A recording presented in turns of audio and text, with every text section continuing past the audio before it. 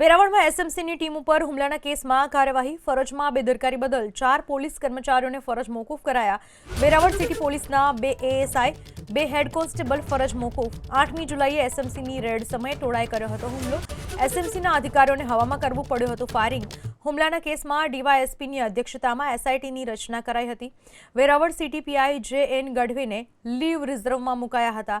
LCB PSI H L. જેબલિયાને leave રિઝર્વમાં મુકાયા હતા। જિલ્લા પોલીસ વડાની કાર્યવાહીથી પોલીસ બેડામાં ખળભળાટ।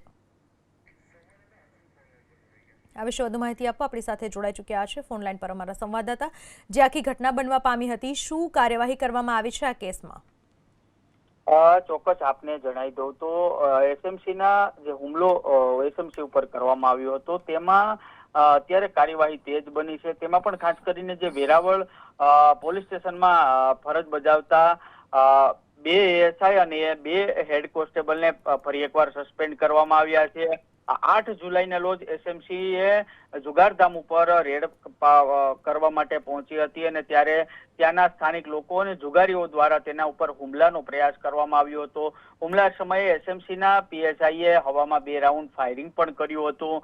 ત્યારબાદ કાર્યવાહીની શરૂ કરવામાં આવી છે, જેમાં 21 આરોપીને પણ ધરપકડ કરી લેવામાં આવી છે।